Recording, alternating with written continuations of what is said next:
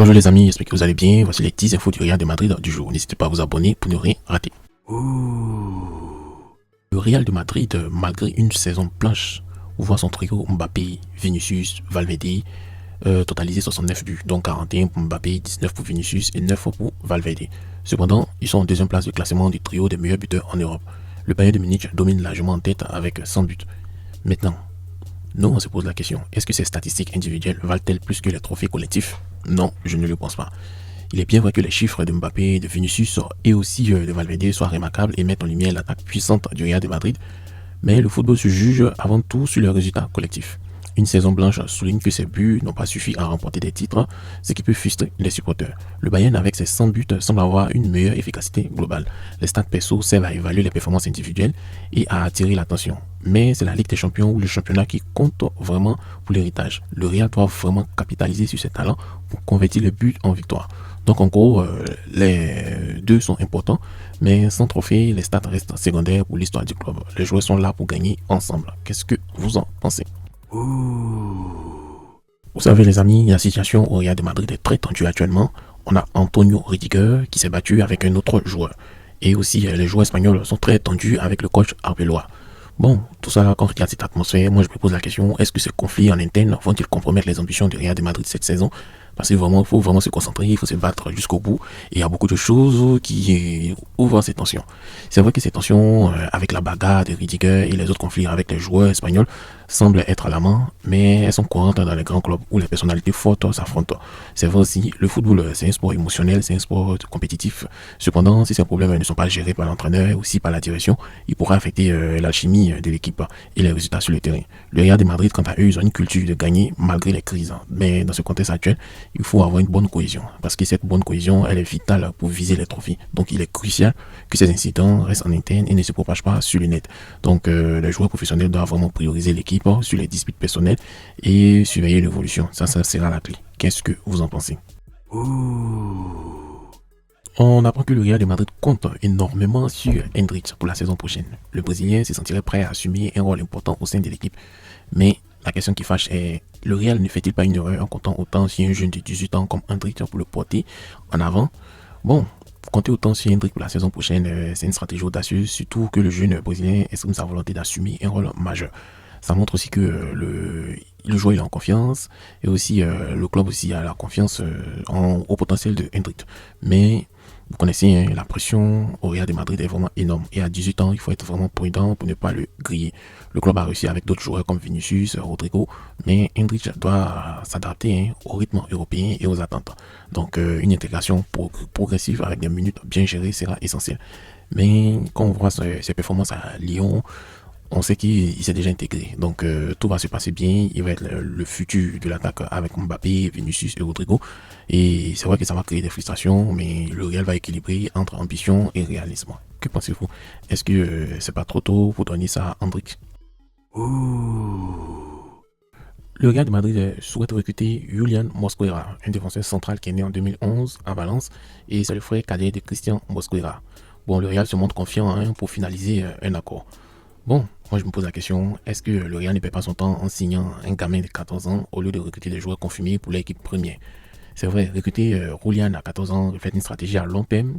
C'est vrai que le Real commence à exceller dans la détection de jeunes talents via sa cantera, mais la présence de son frère à Valence pourrait aussi faciliter les négociations, aussi son adaptation future. Maintenant, miser sur des adolescents précoces comporte des risques. Développement physique incertain, pression médiatique énorme et possible échec d'intégration. Le club a les moyens d'attendre, mais cela ne doit pas masquer les besoins actuels de l'effectif senior. Si Julian devient un grand défenseur, ça serait un excellent coup. Sinon, ça serait une signature parmi tant d'autres. On a tous vu ça ici, hein. Ça va pas être la première ni la dernière. Donc le Real doit garder un équilibre entre formation et renfort immédiat. Qu'est-ce que vous en pensez? Selon l'analyse de Philippe Alain, il est sur Foot Flash Media, il dit que le Real de Madrid doit absolument vendre Eden Militao sans attendre. Une saison entière blessée, aucune continuité, aucune garantie. Le Brésilien ne répond plus aux exigences d'un club de ce niveau. La décision s'impose, franchement. En tout cas, est-ce que le Real de Madrid doit se débarrasser de Militao sans attendre ou lui accorder une chance malgré son historique de blessure?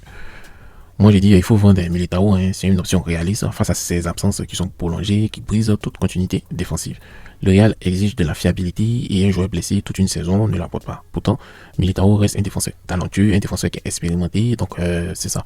Avant d'étancher, le club doit vérifier l'origine exacte des blessures et les solutions de remplacement disponibles sur le marché. Parce que si on fait une vente précipitée, ça pourrait coûter cher si un autre club le récupère en pleine forme et le soigne correctement. C'est vrai, la patience a des limites au plus haut niveau, mais une analyse médicale, sportive et sérieuse reste indispensable pour ne pas fragiliser davantage l'effectif. Voilà. Franchement, on ne comprend pas ce qui se passe avec Eder Militao parce qu'il se blesse beaucoup. Il se blesse vraiment beaucoup et ça peut pénaliser. On a beaucoup de défenseurs qui se blessent beaucoup. Quel est le réel problème? Qu'est-ce qui fait en sorte qu'on se blesse beaucoup? Bon, selon vous, c'est quoi? Donc, j'aimerais avoir vos avis en commentaire. On a José Mourinho qui est en contact avec plusieurs joueurs de Real de Madrid selon Rodra 97. Il faut noter que ces discussions coulisses montrent qu'il commence à préparer le terrain en interne et aussi le dossier prend de l'ampleur. Bon, il sait pas, hein, mais moi je me demande est-ce que Mourinho cherche-t-il à déstabiliser le vestiaire de Real de Madrid en contactant ses joueurs? Il faut noter que ces contacts rapportés entre Mourinho et certains joueurs du Real de Madrid restent pour l'instant des rumeurs sans preuve concrète. Le Portugais est coutumier de manœuvres psychologiques pour créer du bruit et de tester la loyauté, mais le Real dispose aussi d'une direction solide et d'un vestiaire expérimenté qui ne se laisse pas facilement influencer. C'est vrai, si ces échanges visent à un retour futur ou du recrutement, le club doit rester vigilant sans paniquer. Donc cela pourrait même motiver le joueur à performer parce que le Real a déjà géré des crises bien plus graves et continue de dominer. Et aussi la loyauté et les résultats comptent avant tout au Real de Madrid. Kylian Mbappé est blessé au muscle semi-tendineux de la jambe gauche, mais pourrait rejouer pour le Real de Madrid à cette saison. Le club assure qu'il n'est pas forfait pour le Classico et qu'il fera tout pour être présent. Est-ce que le Real minimise-t-il la gravité de la blessure de Kylian Mbappé pour ce Classico qui est, je pense qu'on a enfin fait une saison blanche? Il faut noter que cette blessure au semi-tendineux, c'est vraiment préoccupant. Mais l'optimisme du Real de Madrid est compréhensible vu l'importance du joueur pour l'équipe. Le club fait tout pour qu'il soit prêt pour le Classico. C'est vraiment un match décisif pour eux. Cependant, forcer un retour prématuré risque d'aggraver les blessures et aussi de compromettre sa saison. Mbappé, il a montré qu'il récupère rapidement, c'est vrai, mais la prudence médicale doit primer parce qu'il y a la Coupe du Monde qui est là. Le Real doit prioriser sa santé à long terme plutôt que de prendre des risques.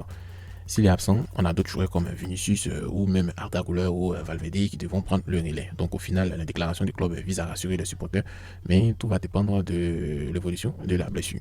Moi, si j'étais à la place de Kylian Mbappé, j'allais opter pour que je puisse jouer le mondial, vraiment bien me soigner, éviter ces bobos et pourquoi pas, si je viens jouer pour, comment on appelle, le Classico, qu'est-ce que ça va changer? Parce que le Real est bien parti pour faire une saison blanche. Donc, qu'est-ce que vous en pensez? Est-ce que Mbappé doit vraiment sacrifier son mondial ou il doit vraiment se soigner? Voilà, donc on se dit à très bientôt pour un autre journal du Real de Madrid.